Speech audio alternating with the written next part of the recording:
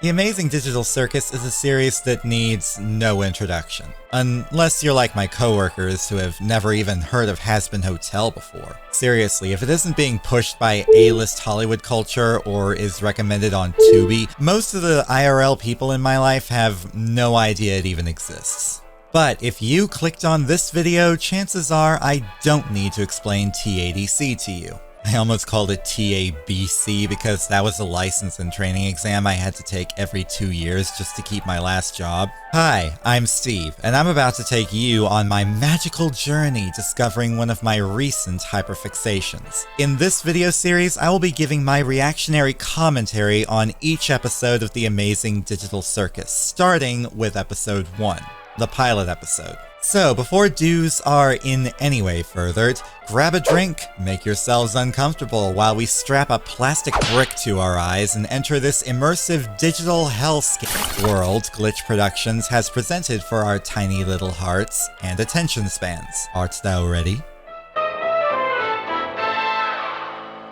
So the episode opens up with a visual that looks a lot like those edutainment games our computer teachers used to make us play back in the 2000s. Alas, the trickery ensues, and the graphics clear up and we're immediately jump-scared by Kane, the eldritch horror from our dreams about the dentist's office. It is at this point I'm questioning myself, asking if someone my age should even be watching this.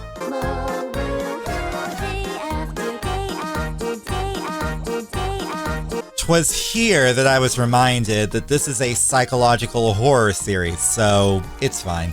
Then, out of nowhere, a clown jester pops into existence, derailing the whole flow and swearing up a storm.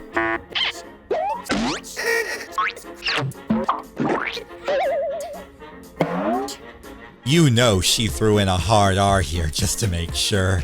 What's going on? I put on some weird headset and now I'm here. Oh my god, it's Sword Art Online, but actually good. We've been stuck here for years. Old Kinger over there's supposedly been here the longest. Oh, did someone say something about an insect collection?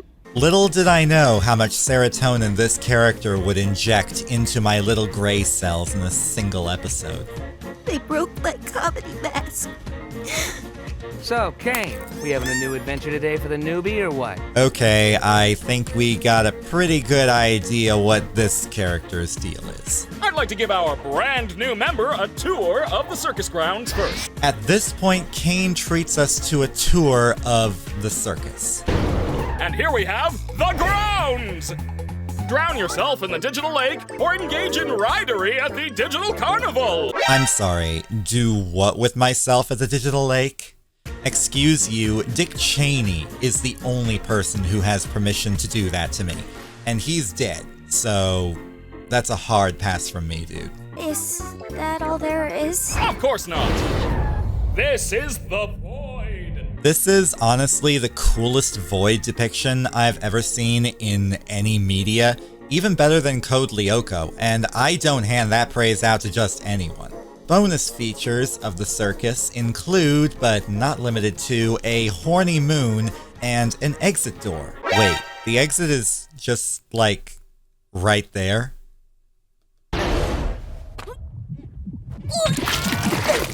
Oh god, does this mean you still have gag reflexes in the digital world?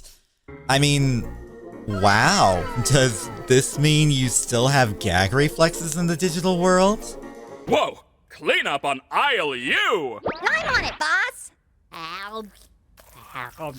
Why are you like this? Took the words right out of my mouth. Would the bubble creature eat those too? Asking for, well, none of my friends actually. I assure you, there is no magical exit door. You're probably just experiencing digital hallucinations from your mind's transition to the digital plane. I swear I saw it. Digital hallucinations! Oh, okay, so this show is just gaslighting me, that's fine. So, another facet of the digital circus is that you forget your own name.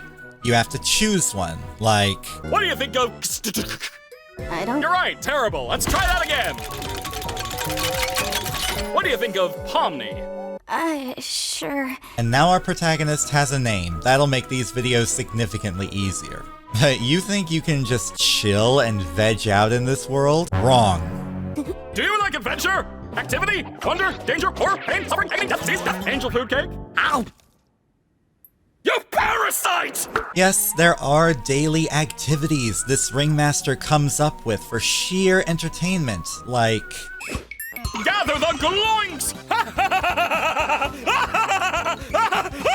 The entire circus tent will be infested with gloinks, and you gotta catch them all! But what are they?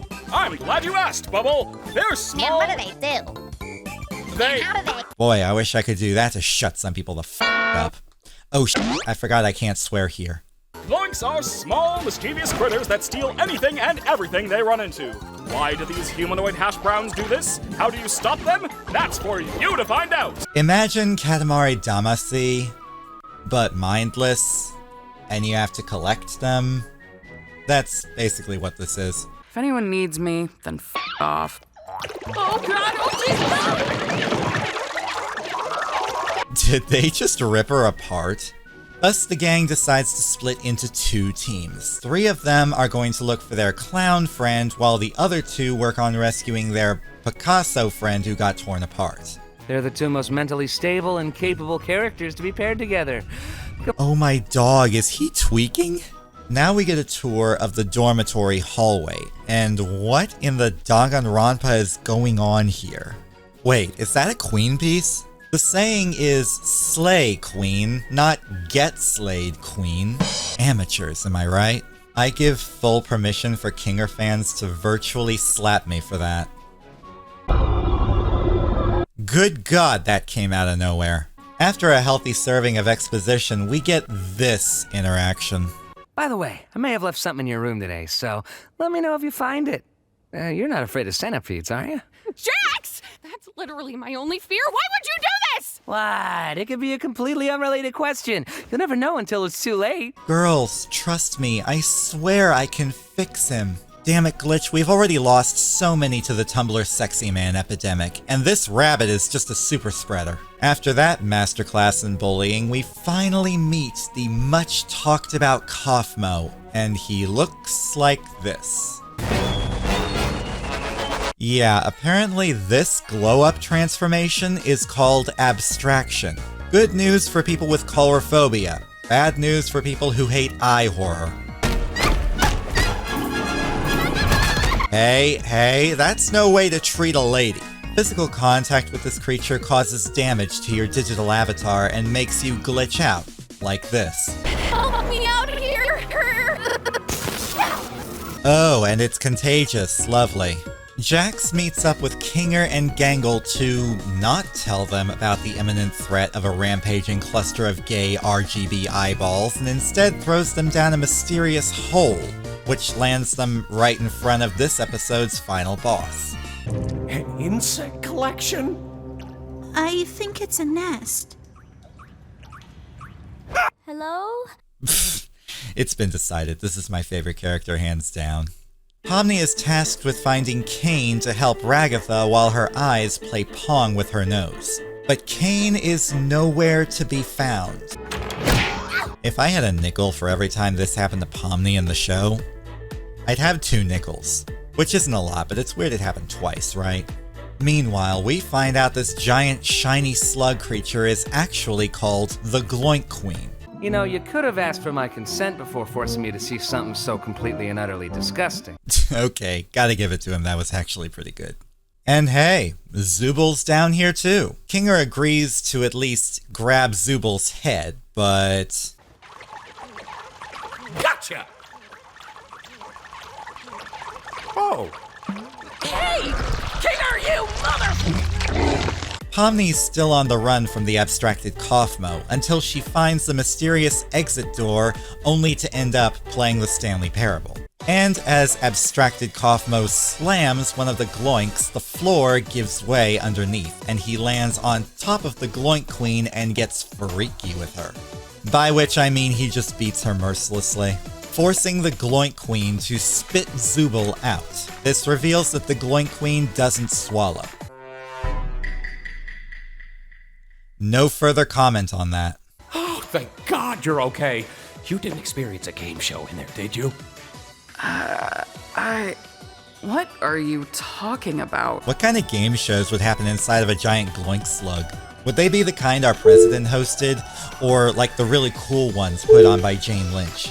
But worry not, friends, because there is an escape route. Up the escalator. No, I'm not joking. Ladies first. No, wait, why would I say that? You know what, Jax fans? You've convinced me. He is 100% husband material. Pomni's not even here? Wasn't this whole thing for her? Be quiet. I can't hear the escalator. Guy knows what he likes. How can you argue with that? Meanwhile, Pomni's still stuck in the back rooms, where we get a little glimpse of C and A, which my first thoughts went to either Cain and Abel or Nintendo's parent company, Cut and X.